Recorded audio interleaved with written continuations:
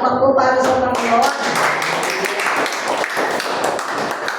Hindi po hindi po tayo magpapalakpak na parang nagtatawag tayo ng tricycle sa kanto. Kaman, palakpak po para sa Panginoon. Dapat i-play natin yung best natin. Okay, kaman. Walang ito, kaman. Yung best. You serve the Lord. You serve the God. Amen.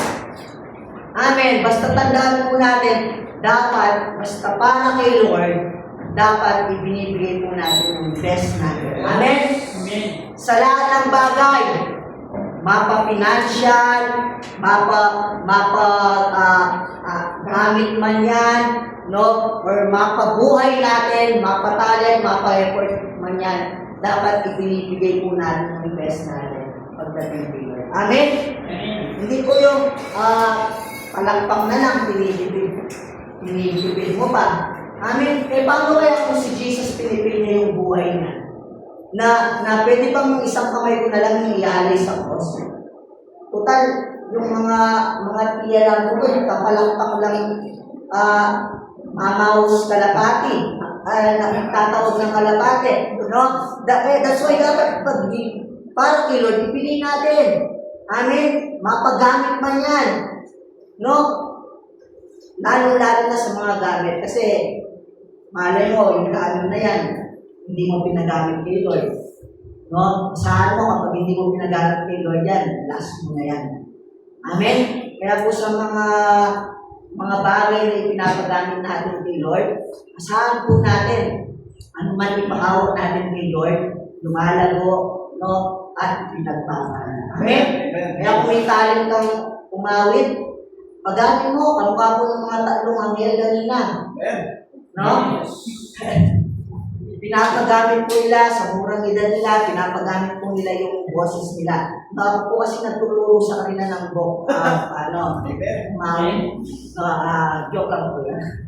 No, hindi po tayo marunong, o wala po tayong gift sa pag-awit. Pero, ginagawa po natin ito, maawit po tayo. Alam niyo po, ito po yung isa sa mga nakaka-amaze ni Lord na kung tutusin, ang pangit naman po, karamihan, ang pangit naman po ng boses natin. Pero alam niyo po, pagdating sa Kanya, daig pa niya yung si Lord, daig pa niya yung naririnig si Mariah Carey kapag kumahal.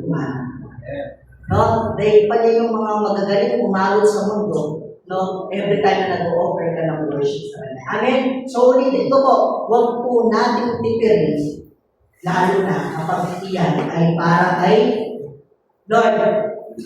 Example, palakpakan po natin si Lord.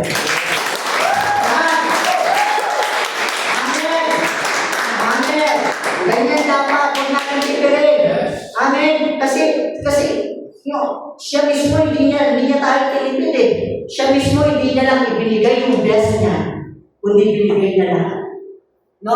Hindi niya lang ibinigay yung best niya sa cross, kundi ibinigay niya lahat. Amen? Tayo best na lang eh. No? Paano kapag sinabihan ka pa ni Lord na i-offer mo yung cellphone mo? Eh, lalo na tayo mahihirapan nun. No?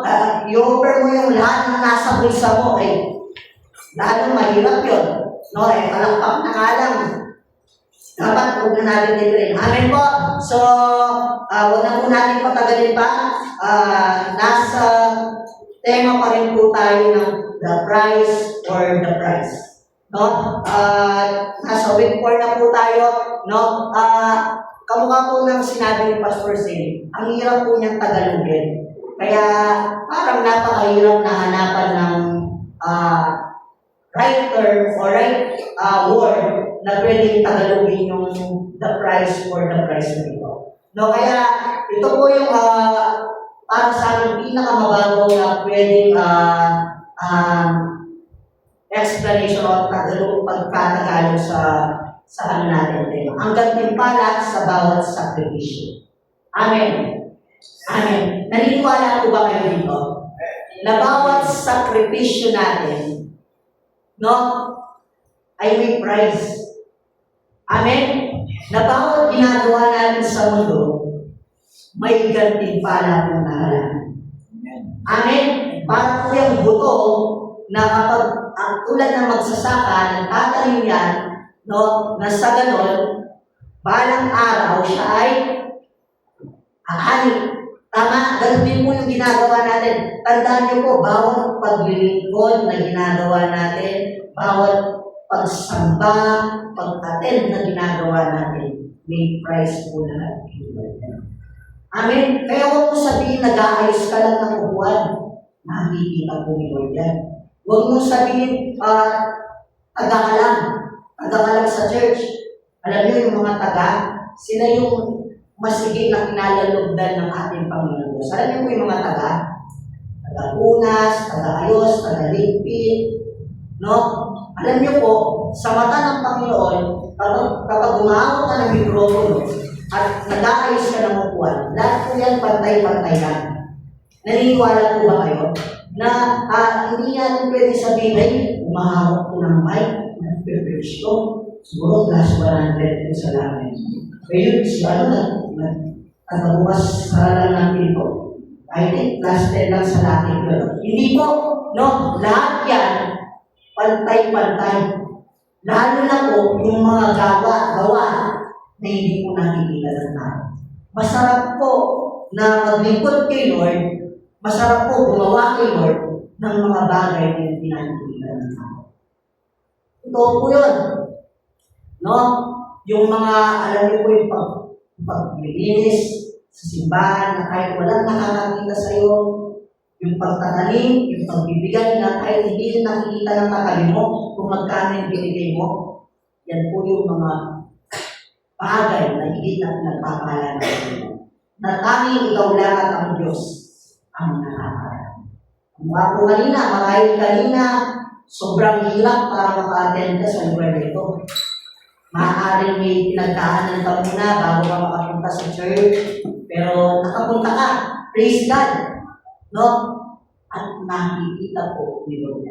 Kasi hindi naman po tayo i-bless ng ating pastor, ng katabi mo. Ang magpapala sa atin, ang Diyos mismo. Kaya, huwag nating isipin na, sila tumarating, hindi akong aga-aga. Susunod, hindi na ako darating. No. Gawin mo yung alam mong nakalulugod kayo dahil higit sa lahat, ang Diyos ang nakakakita sa'yo. Wala naman po tumarating ng late ito. Amen? Amen? Yeah. Amen. Dahil wala naman malilig. Amen? So, the price. Hanggang tipala sa bawat sakripisyo. So, sa week po na ito, no, ang ating topic, no, sa week 4 is never to be short-sighted. Amen. Never to be short-sighted. Alam niyo po ba ang ibig sabihin ng short-sighted? No? Or nearsighted? Sa ibang yung mga palagay ko, yung mga may edad, alam po ito. No? Mga nearsighted person. No? Ang mga short-sighted or ang mga nearsighted person ay ang mga taong nakakakita lang o malinaw lang yung isang object sa kanila kapag malapit ito sa kanila. Pero kapag malayo, hindi na nila ito nakikita. Meron po ba kayong kilalang ganon? Mga ganong tao. Palagay ko, wala.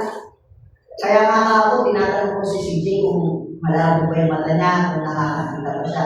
No? Hindi naman po pala siya short-sighted. Gawin ko sana siyang example. No? Ang mga short-sighted person, no, hindi ako nagkakamali si Pastor Nelson, short-sighted person siya, nearsighted. Ano siya, parang problema siya sa vision na tulad po niyan, no? Para mabasa ko yung nasa likod, kung ako short-sighted, kung nandito ako, hindi ko na po nababasa yan, The Lord Raising International Ministry. Ang mga po nun, pwede si Pastor Joker, no? Kapag ako nandito, pwede hindi ko mamukhaan na siya. Pwede kong isipin na si Kuya Mac yan. Kasi parehas naman sila guwapo. No? Amen. No? I mean, yung mga short-sighted person, ito yung mga taong malabo sa kanila kapag malayo. Pero, at kaya para nabasa nila yung isang bagay, minsan tinutulungan nila. May napansin na po ba kayo mga tao gano'n na kapag nagbabasa ako, nung una, parang naano ako nawiwirduan ako. Anong ginagawa nito? Kasi may tao ako na nakikita na pag nagbabasa sila, ganasan na nito. No? Akala ko inaamon niya yung Bible para mabasa niya. Ang katotohanan pala, mga short-sighted person sila na para mabasa nila, kailangan tutukan. Nakukuha po ba natin? No, ang mga short-sighted person, ito yung mga taong hindi nakakakita sa malayuan. Or malabo, nakakakita man sila blurred, hindi malinaw. Kaya kailangan pa nilang lumapit para makita. No? Actually, yung mga, isa sa mga naging struggle na mga short-sighted person, lalo na kapag ikaw ay nagmamaneho. Kasi hirap ka na magmaneho kapag hindi mo nakikita yung nasa malayo. No? Kaya yung mga nagte-test po, kumukuha ng license at napag-alaman ng officer ng LTO na nearsighted person ka, may hirapan ka makakuha. Kaya yung pinaka-way nila para makakuha ng lisensya, sir, no?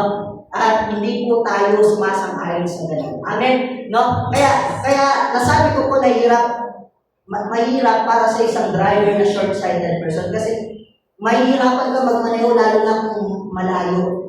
Hindi mo nakikita. Kailangan tutukan mo muna para makita. No, kaya sila yung mga taong makitid ang paningin. Hindi ko po, makitid ang paningin. Hindi po makitid ang isip. Magkaiba po yun. Malaki po yung pagkakaiba nun. No, ang mga nearsighted person, sila po yung mga makitid na paningin na yung mga Kristiyano, sa mga Kristiyano naman, sino nga po ba yung mga Kristiyano nearsighted person or short-sighted person? Ito yung mga Christian na nakakakita lang o nakikita lang ng malinaw ang mga bagay na panandalian pero hindi ba nakikita o malabo yung mga bagay na panghabang buhay sa kanila. Nakukuha po ba natin? No, ibig sabihin, yung mga bagay na temporal, yun lang yung halos nakikita nila. Pero yung mga bagay na eternal, blurred sa kanila, hindi nila nakikita. Hindi nila mapansin. No, sila yung mga taong madaling magpanik, no, dahil nakatuon sila sa mga bagay na nasa ngayon nila. Nakukuha po ba natin? No, sila yung mga tao na kung tawagin is mga today's person. Nagdi-decide sila out of their circumstances. Nagdi-decide sila ng mga bagay na pang itong araw lang. Hindi sila nagdi-desisyon na yung desisyon na pwede mag-benefit sila pang habang buwan, pang eternal. Kaya mapalad tayo kasi yung ginagawa natin, no, ito ay hindi ito pang short-sighted na gawain. Bakit tayo ay nag-church ngayon, no, ibig sabihin, nakikita natin yung panghabang buhay na pwedeng ibunga ng ginagawa natin. Ang mga short-sighted person, ito yung mga tao ay double pay. Sunday, magtatrabaho ako. Na nag-decide sila out of that day lang, out of ng mga pangangailangan nila. Hindi sila nag-decide ng mga bagay o gumagawa ng mga bagay na magbe-benefit sila the day after tomorrow. Nakukuha po ba natin?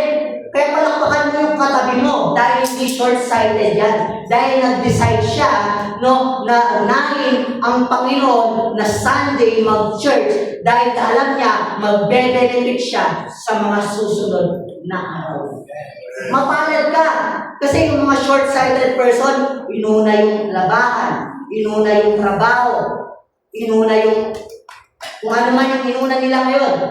Hindi sila nag-decide, hindi sila gumagawa ng mga desisyon na pwede mag-benefit sa kanila eternally. No? nagdi-decide lang sila o gumagawa lang sila ng mga bagay na pang-temporal lang. Oo, kikita nga ngayon. Oo, maaaring matapos mo ngayong labahan ngayon. Kumusta naman yung araw ng bukas mo? Eh di sayang naman kung hindi mo narinig yung message na yun. Sayang naman kung hindi ka nakaten ngayon. Sayang naman kung hindi mo nakatabi yung katabi mo ngayon. Amen?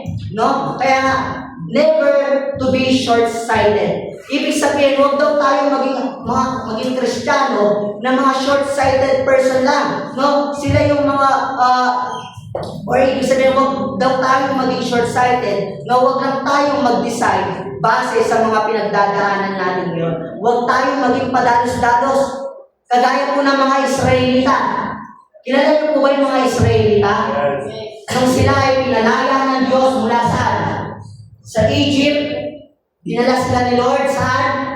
Sa disyerto, no? At nung ang sabi ng mga Israelita, nung dumating yung time na nagutom sila, anong sabi nila kay Lord? Nagreklamo sila. Lord, ano ba? Nilabas mo ba kami sa Egypto para lang magutom dito sa disyerto? Para mamatay dito sa disyerto? Mabuti pa sa Egypto, kahit ginagawa nila kaming alipin, kumakain kami doon. Kahit nahihirapan kami doon, kumakain kami doon. They are deciding or nagre-react sila base sa sitwasyon nila. Nakukuha po ba natin? Huwag tayo maging kamukha ng mga Israelita na they are deciding out of their circumstances sa mga araw na yun. Amen. Dapat nagdi-decide tayo, no? Or gumagawa tayo ng mga bagay na alam natin magbe-benefit tayo sa mga susunod na araw at higit sa lahat, eternally. Amen. Sabihin mo nga sa katabi mo, eternally. Amen. Kaya ang Bible verse po natin sa araw na ito, no, is nasa Book of Hebrews chapter 2, verse 1 to 3. Ang sabi po dito, kaya nga, dapat lalo natin panghawakan mabuti ang mga narinig natin upang hindi tayo maligaw. No, ang sabi po ng author dito, no, para daw hindi tayo maligaw, no, ano daw po kailangan natin gawin? Hello? No, dapat natin panghawakan mabuti ang mga narinig natin. Ibig sabihin, para daw hindi tayo maligaw, no, para daw hindi tayo madaya, kailangan pinangahawakan natin yung mga naririnig natin dito sa simbahan. Yung mga araw na naririnig natin sa mga pastor natin, yung mga araw na naririnig natin sa mga leader natin, pinangahawakan natin. Kasi yan yung pangahawakan natin para hindi tayo basta-basta maligaw. No? Because today, no, ito yung generasyon na we are living in the last days. Naniniwala ba kayo? At ang sabi ng Bible, no, in the last days, the love of others will grow old. Biblical po yun, na maraming mga mananampalataya, manlalamig po yung kanilang mga pag-ibig sa Diyos. Biblical po yun, totoong nangyayari na po. Pansinin po natin. No, sa mga mahilig po mag-Facebook dito, siguro na nababasa niyo po, napapansin niyo po na may mga naglilipa ng false prophet na nadilisip ang mga tao para mawala sa tunay na katuruan. Kaya dapat po panghawakan natin yung mga bagay na naririnig natin. Amen? Amen. Verse 2 po, pwede po ba natin basahin? In 1, 2, 3, sabay-sabay po tayo. 1, 2, 3, go!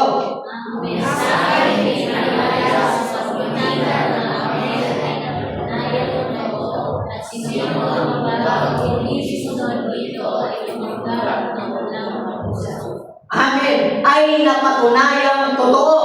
At ang sino mang hindi sumunod dito ay tumatanggap ng kaukulang parusa. So every time pala na yung mga naririnig mo, hindi mo ito ginagawa, may kaukulang parusa po ito. Nakukuha po ba natin? At ang sabi ng Bible, no, ang mensahe pinahayag sa pamamagitan ng mga anghel ay napatunayang totoo. Anyone po dito na hindi naniniwala sa Bible? Lahat naman po tayo siguro naniniwala. Tama? No, kaya nga sabi ng Bible, no, paniwalaan natin ito dahil ito ay totoo. Lalo na po sa panahon ngayon na malapit na bumalik ang ating Panginoong Jesus. Amen? Naniniwala po ba kayo na malapit na bumalik ang ating Panginoon? Yung email nyo parang hindi. No? Kasi bakit? Bakit ko nasabi? Ang dami na pong signs. Ang dami na pong nangyayari sa paligid. Nangyayari na kung tutuusin nakatala sa Biblia, nakasulat sa Bible. Yung giyera, alam ko lahat tayo aware sa giyera. Amen? Alam ko lahat tayo, alam natin yung nangyayaring giyera. And nasa Bible po yun, ang sabi ng Bible, nation against nations, kingdoms against kingdoms, no? Mangyayari yan, pero huwag kang mag-alala, sabi ng Bible, dahil hindi pa yan ang katapusan. No?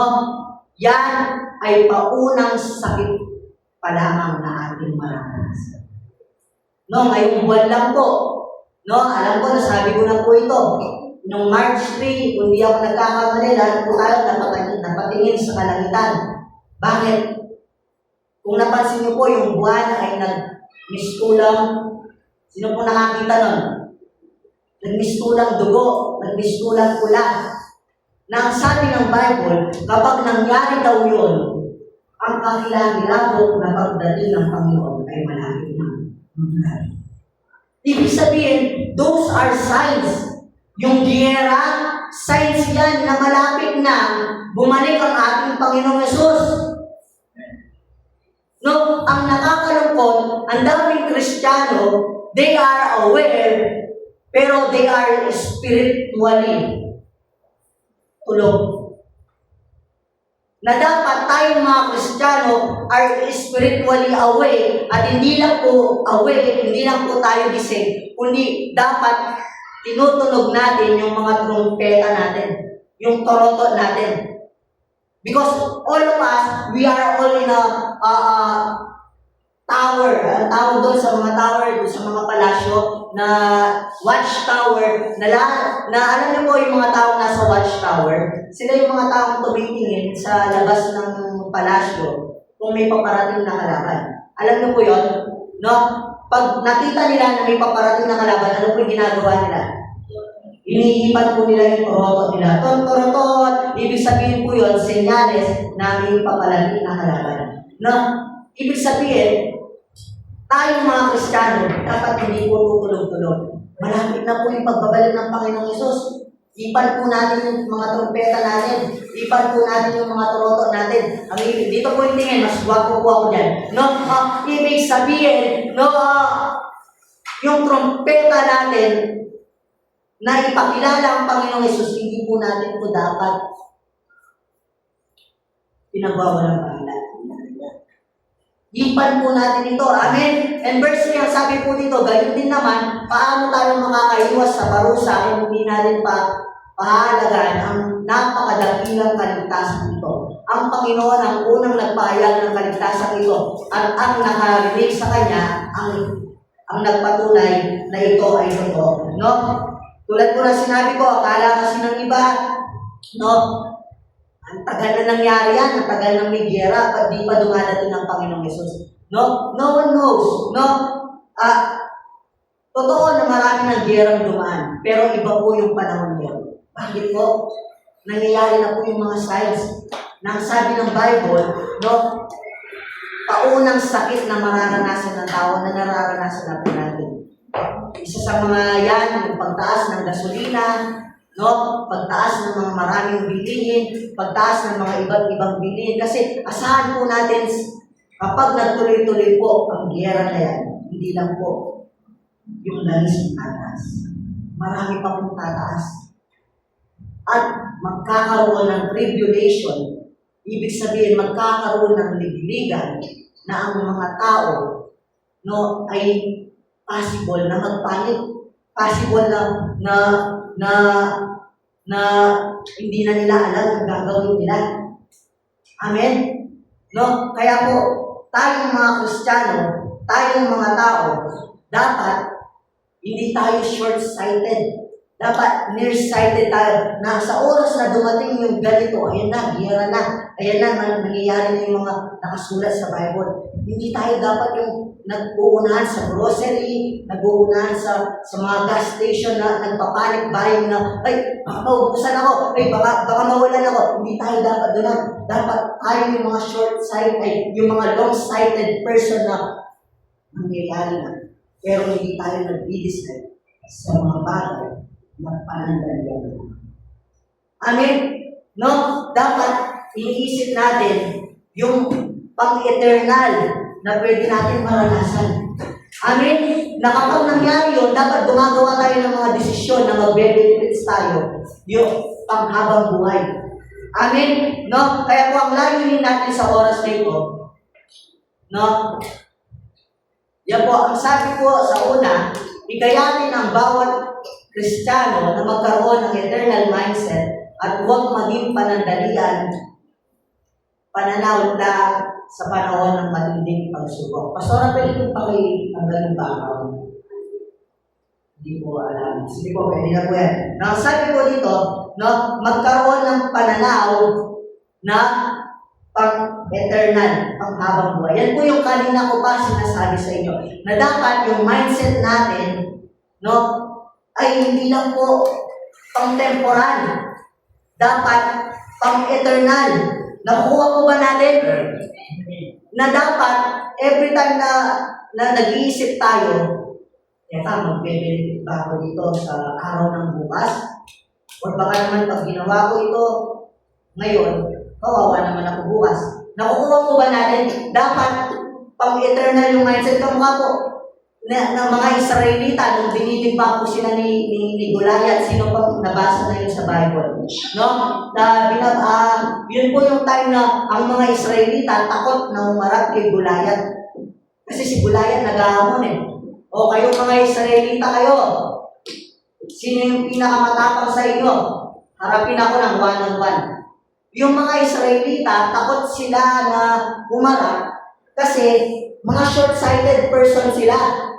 Ibig sabihin, nakikita lang nila na si Goliath malaki, si Goliath mahirap matalo, si Goliath matinding kalaban. Hindi nila nakikita yung possibility o yung pwedeng mangyari na nasa likod ni Goliath na kung ano daw yung pwedeng mangyari kapag natalo nila si Goliath. Nakuha ba natin? Kaya sabi ni Haring Saul, ang sino man makatalo sa kanya ay bibigyan ko ng reward. Kaso lahat sila takot eh. Mga short-sighted. Hindi nila nakikita yon. Ang nakikita lang nila, yung higanti sa harapan nila. Ganun yung mga short-sighted person. Hindi nila nakikita yung promise kapag natalo nila yung higanti yun. And then here comes David. Pumasok sa picture. Na ang sabi, sino ba yung sukot na yan? Sabi niya kay Goliath, no? Sino ba yung sukot na yan na nanlalait sa bayan ng Diyos?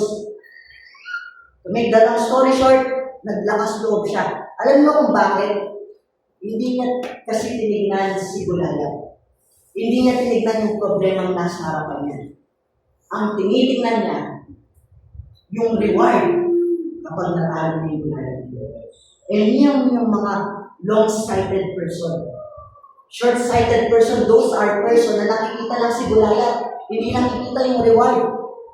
Amen? Kaya dapat tayo, every time na nagkakaproblema tayo, no, every time na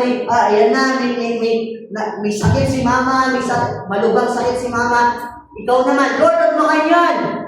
Lord, ba't ganito? Ba't ganyan? Ganun yung mga short-sighted person.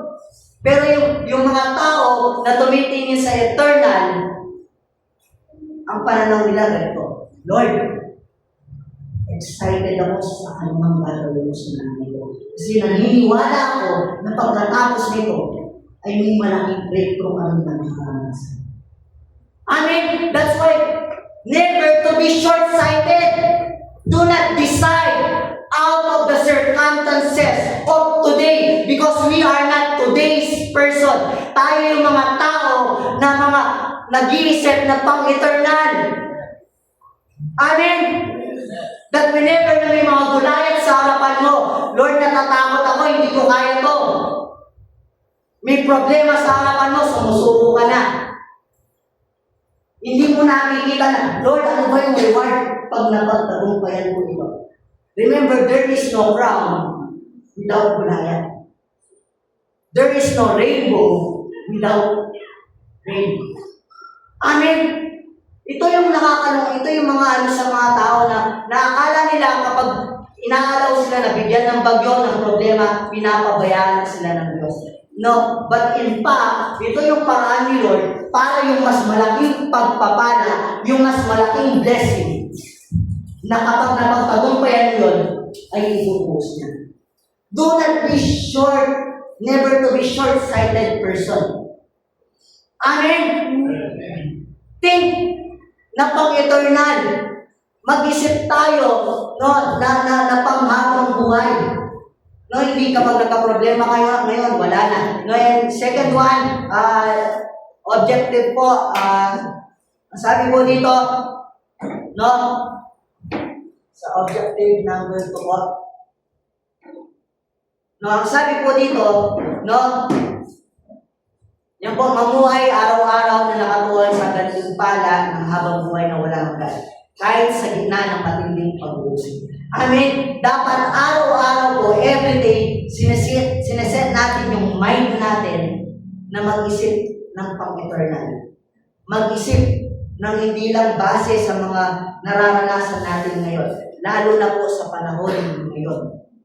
Na nangyayari na po yung matinding pag-uusig sa mga Kristiyano.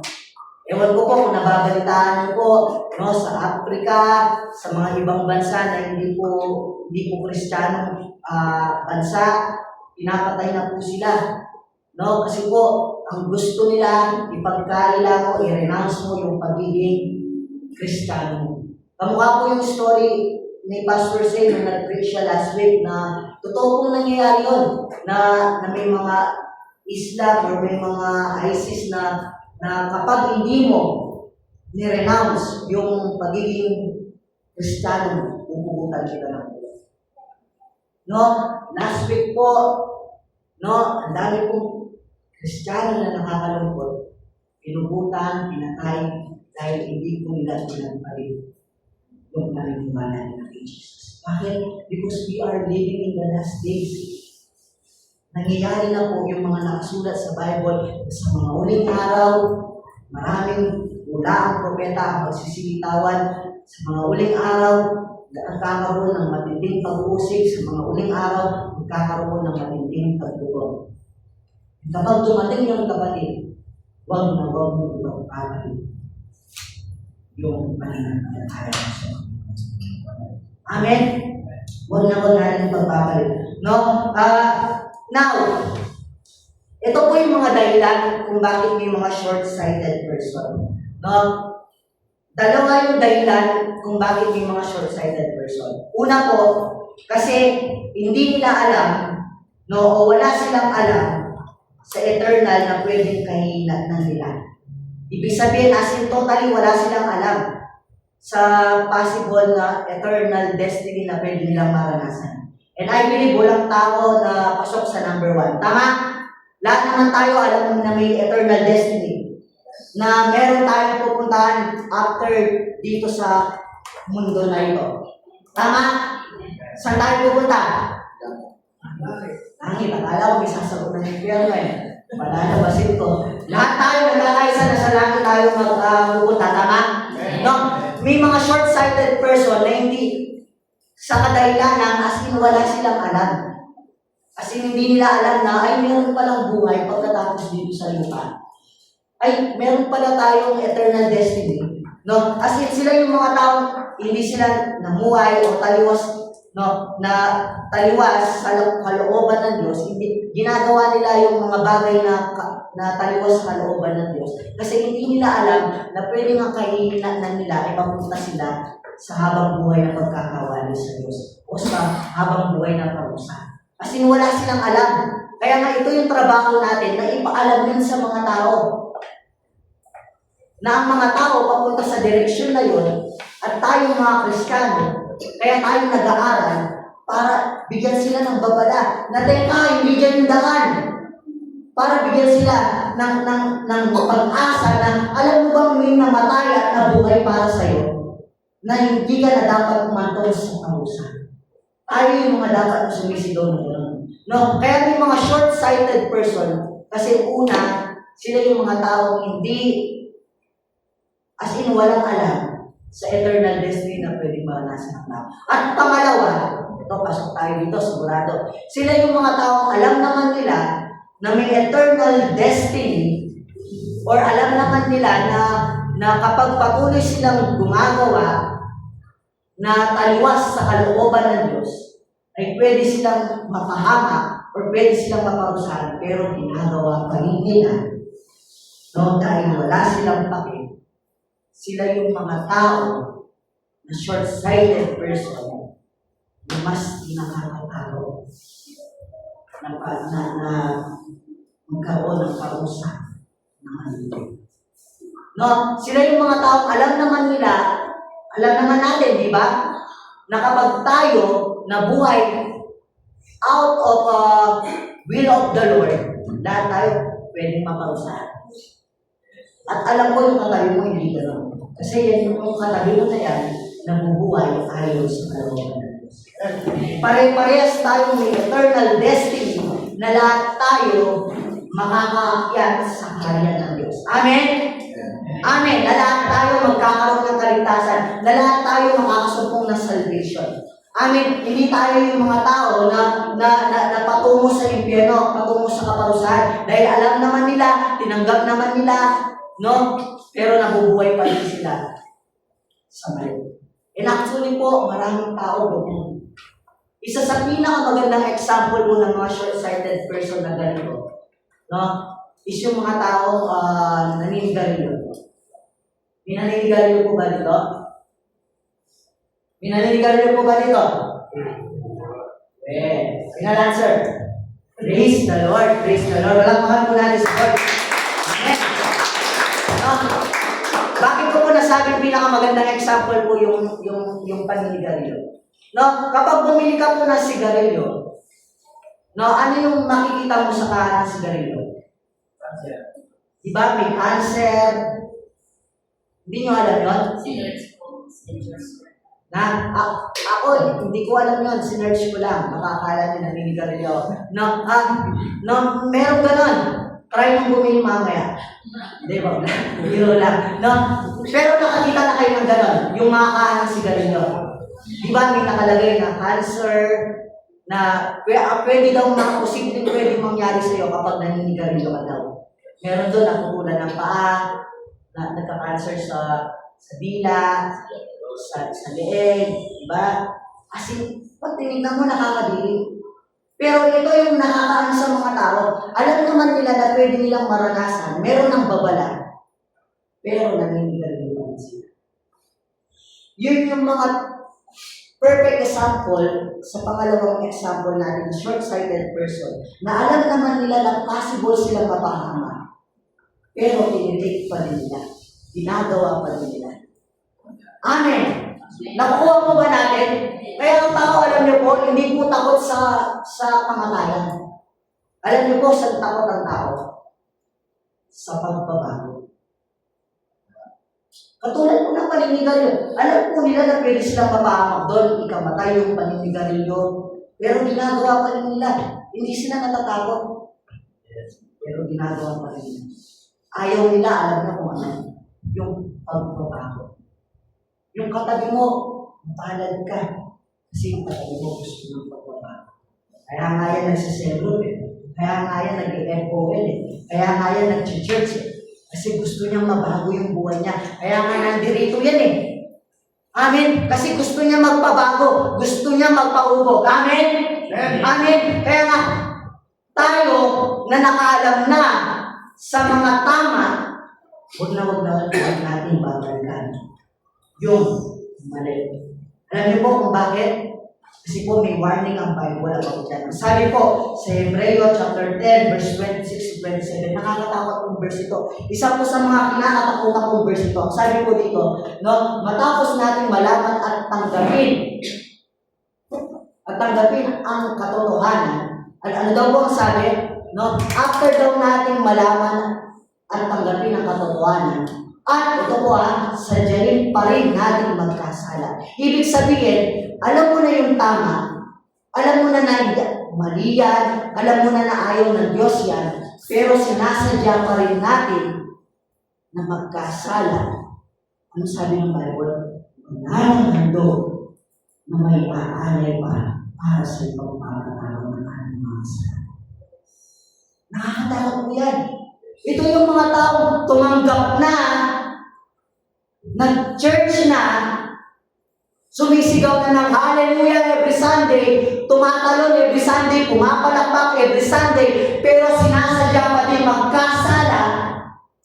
Yan yung mga taong nasabi ng Bible, no, wala nang handog na may aalay pa para sa kapagpapatawad ng ating mga kasalanan. Sila yung mga taong alam na yung mali, alam na nilang bawal, alam na nilang hindi ito nakakalugod kay Lord, pero ginagawa pa rin. Sila yung mga taong asumusan. Bible mo nagsabi niya na hindi ako. Lahat naman tayo naniniwala sa Bible na nangyayari at mangyayari. Amen!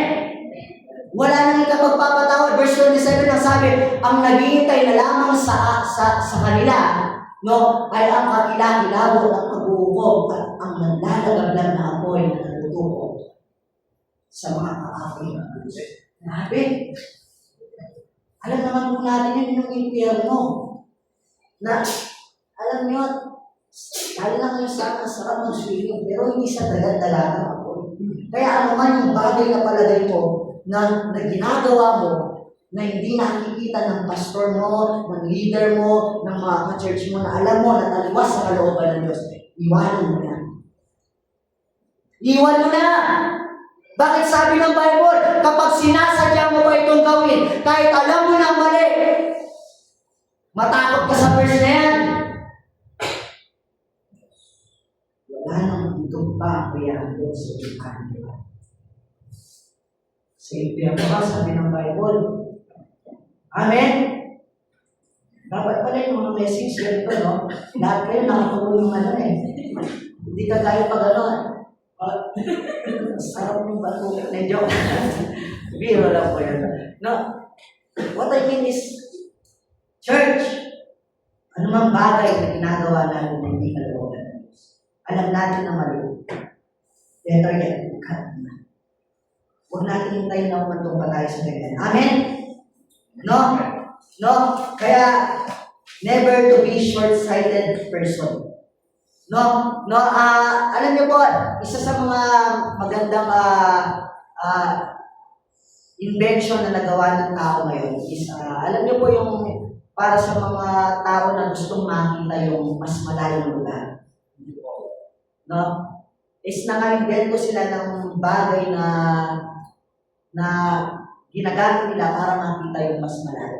Ito yung tinatawag na, sino po nakakalam ng binocular? No? Binocular, ito yung yan. Kikita nyo po yan. Or telescope. No? Isa sa mga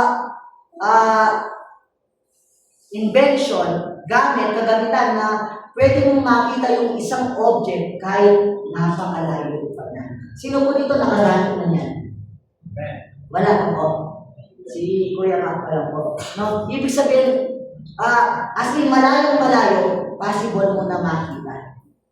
No? At sa mga short-sighted person, pwede po nilang gamitin ito. No? Kaya nga, alam niyo po, para makita nila, gumagamit sila ng binocular or telescope para makita ang isang object na malayo para sa kanila. No? Binocular, no? Ibig sabihin, para makita mo ang mga bagay na malayo pa. Na kahit nandito ka sa lugar na ito, possible mong makikita yung bagay kahit malayo. Nakukuha ba natin? No? And we Christians, dapat meron tayong mga binocular. para kahit malayo pa, nakikita na natin yung malayo pa na pwede natin kailangan. And that is, yung spiritual binocular natin is, alam niyo po kung ano? The Bible. Ito po yung binocular ng mga Kristiyano na every time na ginagamit mo ito, no, nakikita mo yung mga bagay na pwede mo kainatnan kahit malayo pa. Amen? Noong una, hindi mo alam na ay, kapag pala tinanggap mo si Lord, magkakaroon pa ng panghabang buhay, ng habang buhay, na buhay. No? Noong una, hindi mo alam nun, pero nung binasa mo yung Bible na lang, no, ibig sabihin, no, pag ginagamit natin ito, pag binabasa natin ito, nakikita natin yung mga bagay na kahit malayo pa, ay possible na makikita natin. Amen? Mga possible na pwede natin malaman sa buhay natin. Nakukuha ko ba natin? No? It helps us, no, para makita yung eternal destiny natin. Nakukuha ba natin? That's why, no, huwag natin, do not neglect reading the Bible. Amen? Huwag natin kaligtayin, basahin ng ating mga Bible. Lahat po ba tayo binabasa yung mga Bible natin? No? Dapat po binabasa natin yung mga Bible natin.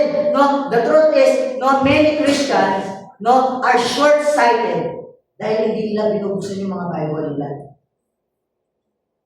Tingnan mo yung katabi mo ngayon. Idala ba yan Bible? Diba, sa church na, hindi makapagbukas eh. Sa bahay pa kaya. Ugalin po natin magdala ng Bible. Amen? Ibig ko po sabihin, huwag natin kaligtain, no, na buksan yung ating mga Bible. No? Bakit? Kasi kapag nakakaligtaan natin basahin yung yung Bible natin, nagiging short-sighted tayo. We are deciding out of our emotion, out of sa mga bagay na nangyayari sa buhay natin. Hindi tayo nagdi-decide na, ano ba yung sabi ng Bible patungkol sa nararanasan ko ngayon? Ano ba yung pwedeng gawin kapag nararanasan mo yung bagay nyo? Kasi short-sighted sila kasi hindi nila alam yung nakasulat sa Bible. Hindi nila alam yung nakasulat kasi hindi nila binubuksan yung Bible nila. Kaya tayong mga Kristiyano, dapat binubuksan natin ito. Amen? No, kaya po alam niyo po, ito yung mga signs na ang tao short-sighted. Makinig po tayo, baka hindi natin alam, short-sighted person na tayo. Una, pag may problema sila, nag-worry agad. Yung mga katabi mo, hindi ganyan yan. Pag may problema yan, binubuksan ka agad yung Bible. Ano ba yung sabi ng Bible? Kapag may utang na malaki tapos nangingin, tago ba yung mga chinelas? Ano ba yung sabi ng Bible? No?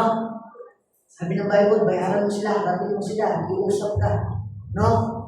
Kasi sabi ng Bible, unang-una, hindi ka dapat namumutang. Amen, tayo mga Kristiyano, hindi po tayo dapat namumutang. Tayo yung mga nagpapautang. At kapag sabi ng Bible, kapag nagpautang ka, ito yung nakakalungkot eh. Ano sabi ng Bible, patungkol doon? Kapag nagpautang ka, huwag mo nang singilin. Amen? Kaya yung mga nagpautang dito, hindi po kalooban ng Diyos yung nagpapa 5-6. Bakit? Malulugi po tayo. Kasi kabilin-bilinan po ng Bible, kapag nagpautang ka, ituloy mo ng kanya. Huwag mo na siyang sigilin. Amen? Mamaya po, pautang ako tapos basahin yung Bible. Totoo po yun. Huwag niyo na ako sigilin. Amen? No, so, pangalawa po, ayaw lumago. Yung mga short-sighted person, ayaw lumago, ayaw mag-engage, ayaw magpagamit kay Lord, ayaw lumalim kay Lord. Yan po yung mga short-sighted person. Kasi hindi nila nakikita yung possible na mangyari kapag sila lumalim kay Lord. Hindi nila nakikita na kapag ginawa nila yun, no, ay malaki ang pwedeng mangyari sa buhay nila. Yung mga short-sighted person, ayaw nilang lumalim. Ay, okay na ako sa ganito, okay na ako sa ganyan. Saka na. Saka na ako sa ganito, sa ganyan. Basta ako, okay na ako sa... Yun yung mga short-sighted person. Alin pa po, no? Ang dali nilang makalimot sa mga ginawa ng Diyos sa buhay nila. Amen? Yung mga short-sighted person, ganon. After silang i-bless ni Lord, Nagkaroon lang ng konting problema. Ano ba, Lord? Pinapabayaan mo na ako ah.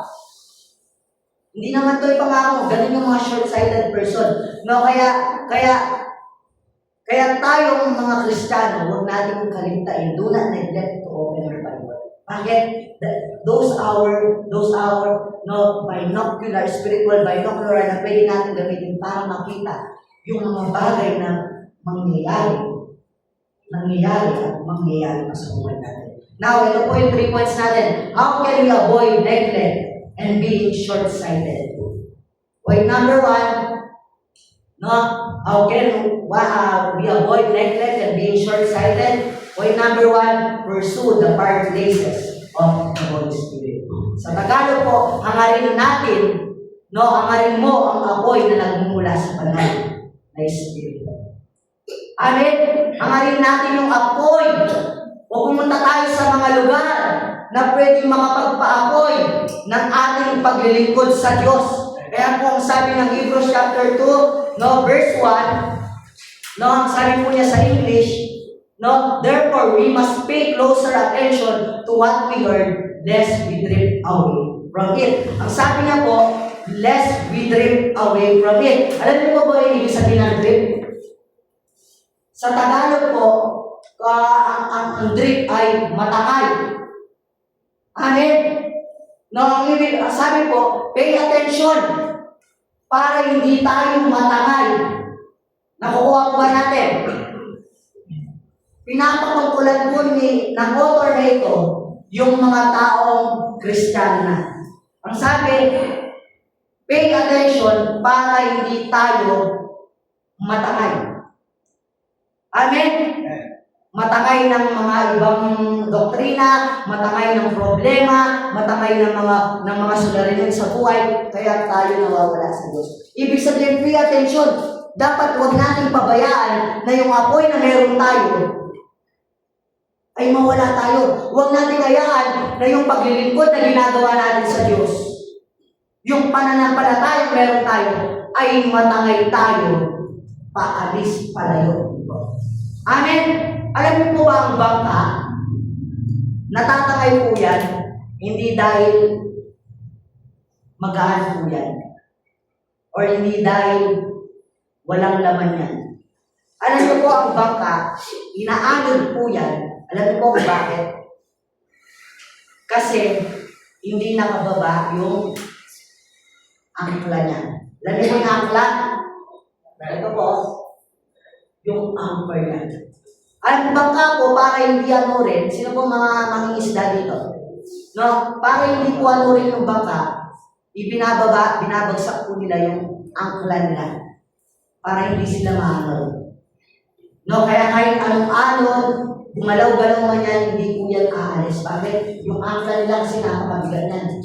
Hindi po sila basta-basta, yung bangka hindi basta-basta maanod. Amin, na dapat tayong mga Kristiyano, yung angkla natin is nakalagay sa lugar na hindi makakapagpalayo sa atin sa Diyos. Iangkla natin yung mga buhay natin sa sentro, iangkla natin yung mga buhay natin sa Sunday service, sa midweek service, ilagay natin yung mga buhay natin. Hindi tayo makakapagpalayo sa Panginoon. Amin. Kaya minsan nagtataka ka, bakit ang dali-dali mong matangay? Kapag may problema ka, ang bilis mong mag-rebelde kay Lord. At tanong, saan ba nakaangkla ang buhay mo? Pero pansinin niyo yung mga tao na morning prayer nandyan, Wednesday nandyan, no? Cell group nandyan, Sunday service nandyan. Sila yung mga tao na hindi basta-basta naaanod. Sila yung mga tao hindi basta-basta nawawala ng lalamig sa paglilingkod sa Panginoon. Pursue the places of the Holy Spirit. Pumunta ka o iangkla mo yung buhay mo sa lugar na pwedeng makapagpaapoy ng paglilingkod mo. Amen? Kaya minsan tayo din yung gumagawa ng dahilan kung bakit tayo napapalayo kay Lord eh. Kasi tandaan natin, ang tao na walang devotion, yun yung mga taong puro emosyon. Kapag may problema, Para bang sinisisi si Lord na, Lord, bakit mo inalaw ito? Pero yung tao hindi may devotion, kahit ano ba problema yan, Lord, more. Because He believed that after that problems, ay may malaking breakthrough. That after that Goliath, no, ay may corona na dihintay sa kanya. Amen! Iangkla natin yung buhay natin sa mga bagay na makapagpapalago sa atin. Nakuha ba natin? No, never allow dissipation or drifting away from the truth. No, never allow the enemy to steal your joy. Ang gusto kasi ng kaaway, malayo ka. Hindi ka na mag-church. Manlamig ka. Bakit? Ayaw niya na makuha mo yung reward mo. Kaya iangkla natin yung buhay natin sa mga bagay, sa mga gawain na pwede makapagpalago. Amen? Kasi alam mo, isa nag-uumpisa yung backsliding, yung pagkawala sa Diyos. Sa word na neglect. Dahil sa pagbuwa ng bahala. Tingnan mo, isang beses ka lang wala ng Sunday, next Sunday tatanungin ka na. Hanggang sa sunod-sunod na yun, mawala.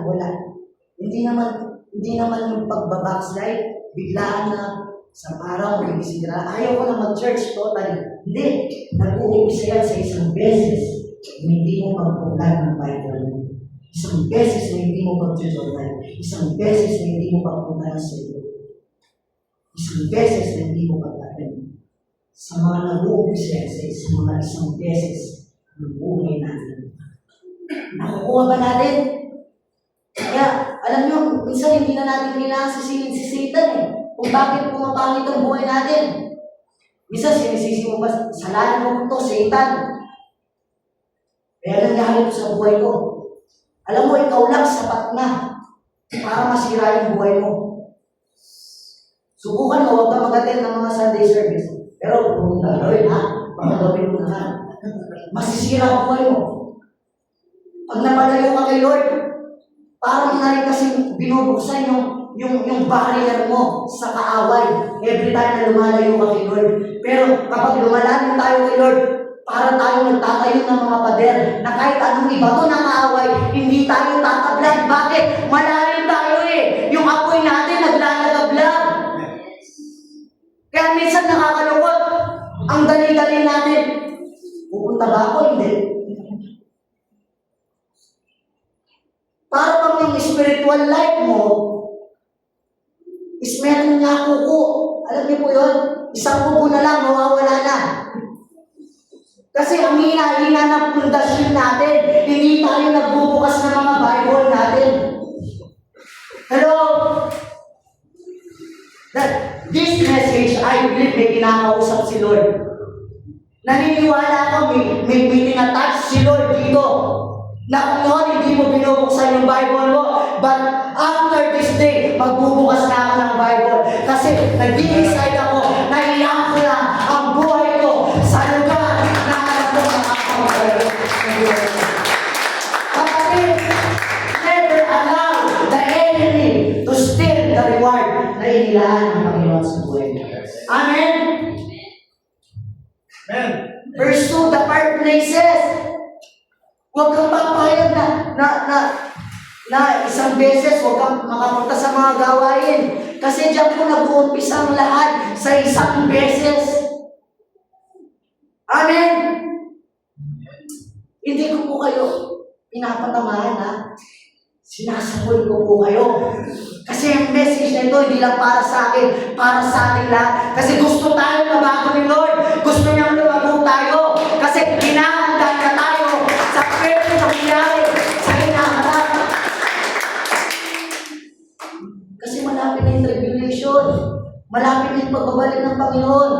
Kaya sabi ng Bible, magkakaroon ng matinding shaking. Kung hindi ka na-ready, kung hindi ka makakalala ng Lord, kung hindi ka pabal sa salita niya, ang dali-dali mong mahulog.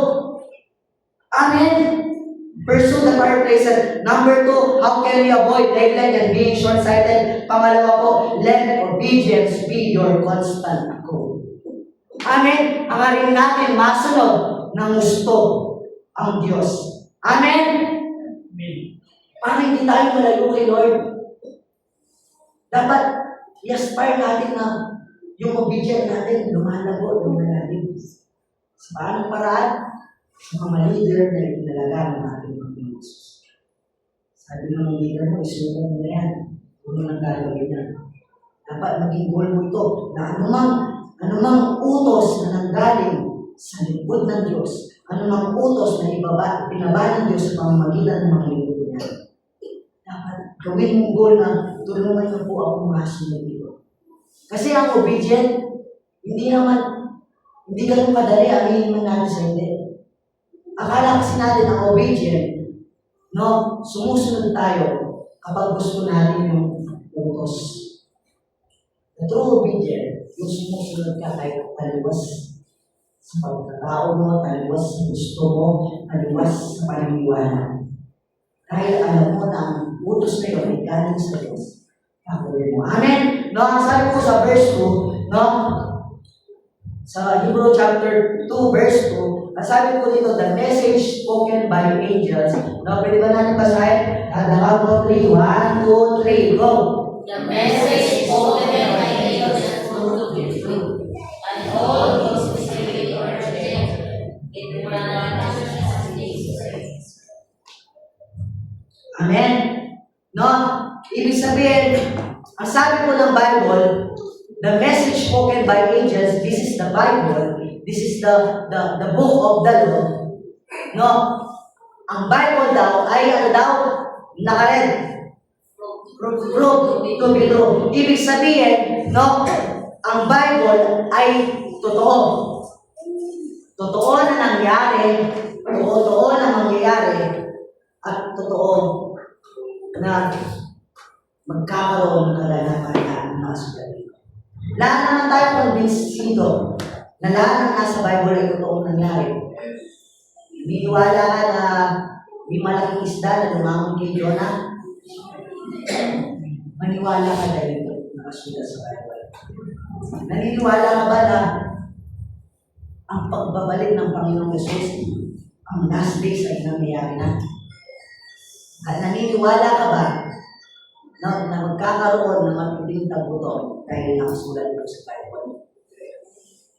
Kasi sabi ng verse, no, prove to be true. Yung mga tao sumusunod sa Bible, alam yan. Alam na totoo ang Bible. No? At ito, no, para makumbinsi pa tayo na ang Bible ay totoo. Kasi parang nagdududa pa kayo sa mga amen nyo eh. Naniniwala ba kayo na totoo ang Bible? Yeah. Ano nang nakasulat dito ay nangyari, no? At nangyayari. At mangyayari. Amen. Yeah. Ito para makumbinsi ba? Makumbinsi pa kayo. No, sino po nakakalat ng story of Red Sea? Yung hinati ng Diyos yung dagat para makatawid ang mga tao. No? Dahil nahabol sila ni Paraon. No? At nung makatawid sila, ano nangyari? Sinarado ulit ng Diyos yung dagat. At yung sina Paraon at yung mga chariots, ano pong nangyari? Nalunod. Alam nyo ba na medyo matagal na rin sa baba ng Red Sea, no? May mga archaeologists doon na nagpunta na may mga nakita sila na mga lumang espada na lumot-lumot na at gulong ng mga chariots na kalas-kalas at wasak-wasak na. Palagi yung sanggalan nila. Kailan lang yung natuklasan na, palagi yung sanggalan yun. Yun yung mga chariots, yun yung mga sundata na ginamit ng Paraon para habulin ang mga Israelita. Malang sinarado ito ng Diyos, kaya nalunod sila at na-discover nila. I-search naman. Pag nag-online kayo, i-search nyo, totoo. Nakita nila na may mga gulong ng karwahe, may mga espada na sobrang luma na, lumang-luma na nandoon sa baba ng Red Sea. Ibig sabihin, yung kwento na nabasa natin sa Bible, na hinabi ng dagat yung dagat na pula at sinara niya, yung totoong nangyari. Amen? At ito pa, no? Merong isang bundok na tinatawag na bundok Ararat na may na-discover sila na may isang bakas ng napakalaking barko. Bundok sa taas ng bundok na may mga tapyas pa ng kahoy. Search na totoo to. No? At nung tawag doon nung sinuka nila kung gaano kalaki yung barko, yung bakas ng barko na nandun sa Mount Ararat. Alam niyo po kung anong na-discover nila? Kung ano yung sukat ng Ark of Noah. Ganun din yung sukat na nakuha nila sa bundok Ararat. Imagine, that was 1,000 years ago. Pero na-discover nila na ibig sabihin, yung mga nangyari, yung mga kaganapan sa Old Testament na parang napaka-imposibleng nangyari. Pero kailan lang na-discover nila na nagpapatunay na yung mga event sa Bible ay totoong nangyari. Ibig lang sabihin, lahat ng nakasulat dito are proved to be true. Maaasahan natin na nangyari at mangyayari pa. Ibig sabihin, nung sinabi ni Lord na pagpapalain kita, babaguhin ko yung buhay mo, magkakaroon ng breakthrough sa buhay mo, maniwala ka dahil lahat ng nakasulat dito ay nangyari at mangyayari pa. Amen. Are proved to be true. I-research nyo, baka sabihin nyo sa akin lang to galing. Amen. Nung una parang kwentong fairy tales lang eh. Pero totoo pa lang nangyari. Ibig sabihin, yung mga nangyari noon is totoong nangyari. At yung nakasulat sa Bible na magkakaroon ng matinding tribulation, mangyayari doon. Pero doon natin short-sighted ang sabi ng Bible. Because tayong mga Kristiyano, hindi lang tayo tumitingin sa matinding pagtagutom na mga naranasan ng tao. Tayong mga Kristiyano ay nakatingin sa isa at tiyak, isa at sigurado na ang Panginoong Yesus, babalikan niya yung mga tao niya at tayo yun. Hindi niya tayo papabayaan na maparusahan. Babalik siya. Babalik siya. And that is our hope.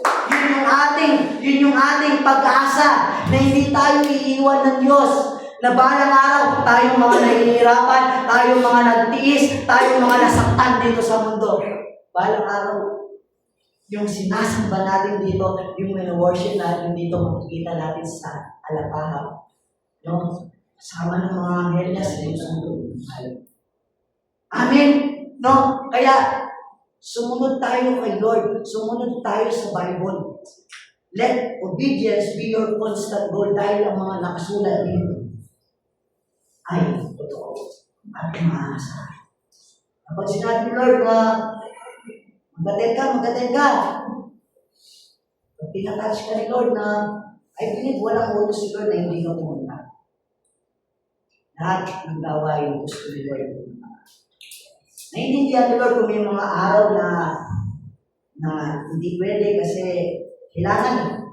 Pero as much as possible, pumunta ka. No? Hindi ito yung sakit, ito yung sa akin eh. Every Saturday, nahanda ko yung sarili ko dito eh. Ano yan, nag-set ka ng server, mamaya kakausapin ko yung server ko. Next Saturday, mag-server tayo. Yung sakit ng mga server ko, next Saturday, wala na nagsisimula.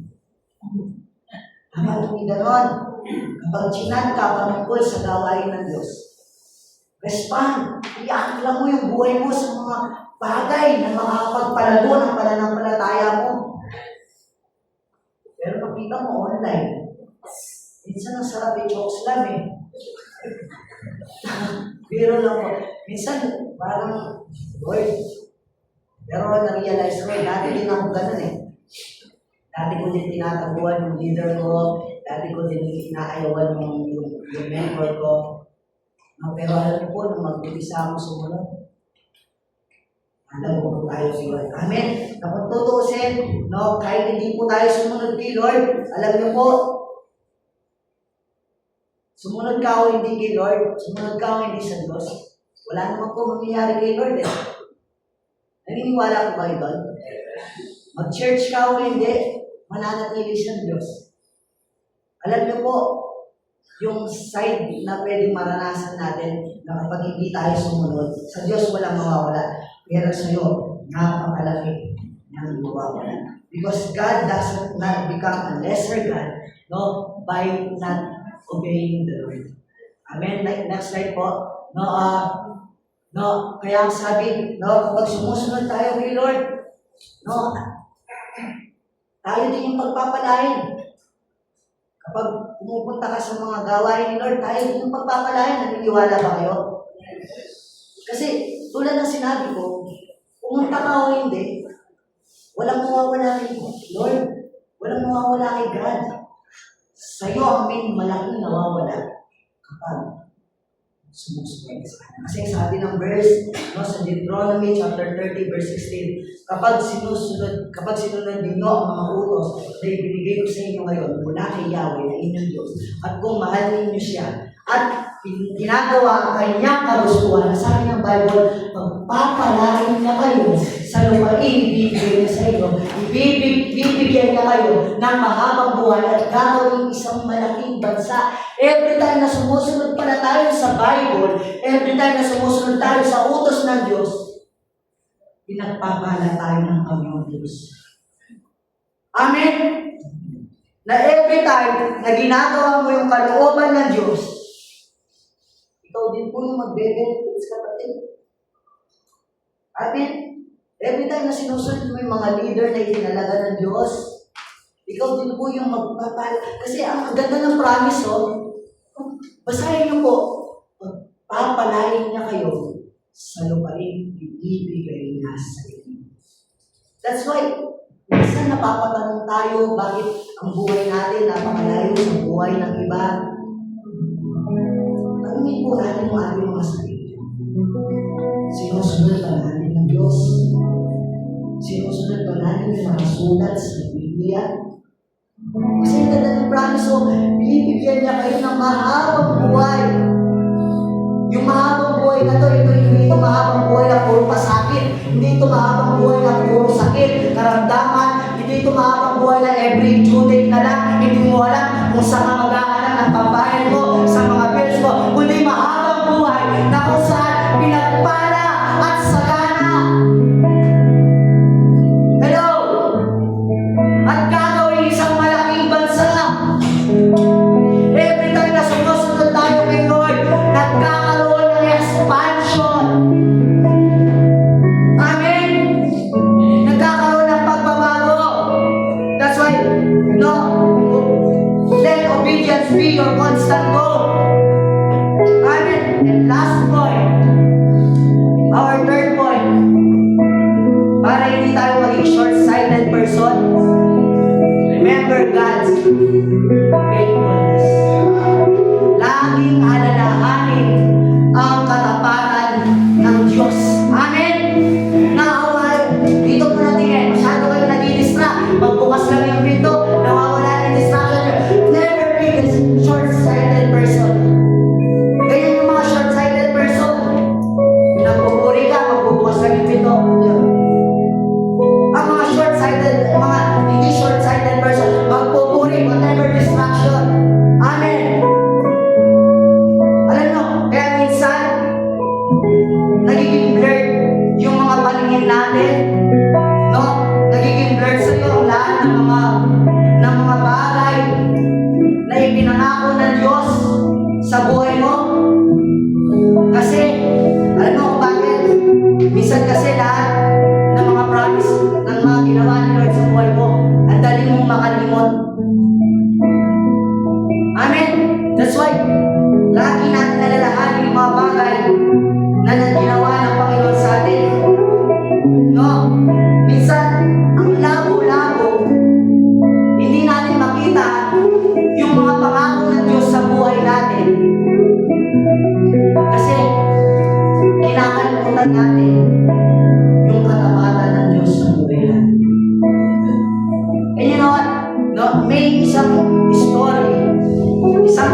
bahay.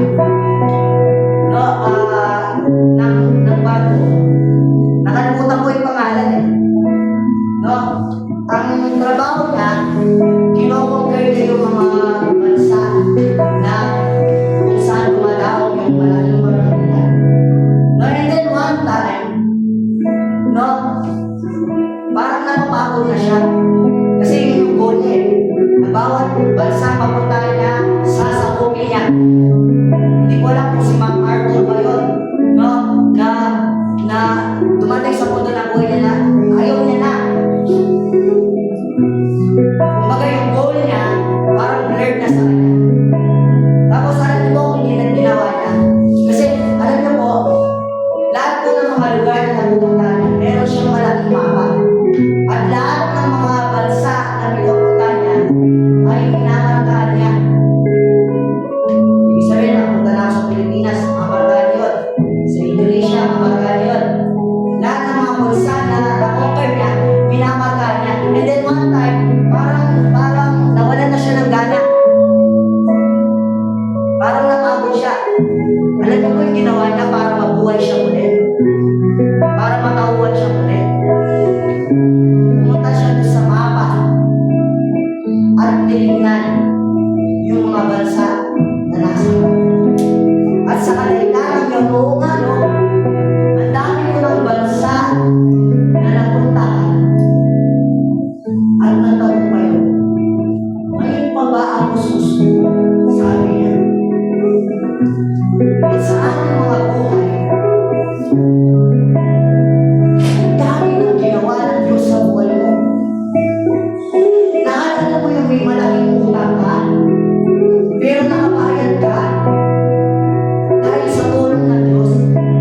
Naalala mo yung panahon na may sakit ka, yung may mga problema ka, na akala mo wala ng lusot, akala mo wala ng pag-asa, pero tingnan mo ngayon, nandiyan ka dahil sa tulong ng Diyos. Ngayon ka pa ba susuko? Ngayon pa ba hindi maniniwala doon sa mga pangako inilaan sa iyo ng Diyos? Amen? Dahil ang Diyos na tumulong sa iyo noon, ang Diyos na sumaklolo sa iyo noon, ang Diyos na nagpatagumpay sa iyo noon, ay siya din Diyos na sinasama natin ngayon, na tutulong, sasaklolo, at magbibigay ng tagumpay sa iyo. Our Jesus is the same yesterday, today, and forever.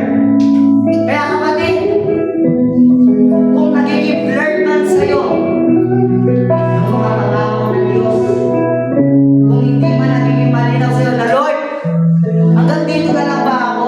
Ito na lang ba ako? Kapatid, remind yourself how faithful our God is. Noon nga, niligtas ka niya nung hindi mo pa siya kilala. Ngayon pa kaya na nag-faithful ka na, hindi ka niya kayang pagalingin, hindi ka niya kayang palayain, hindi niya kayang baguhin ang buhay mo. Hello? Come on!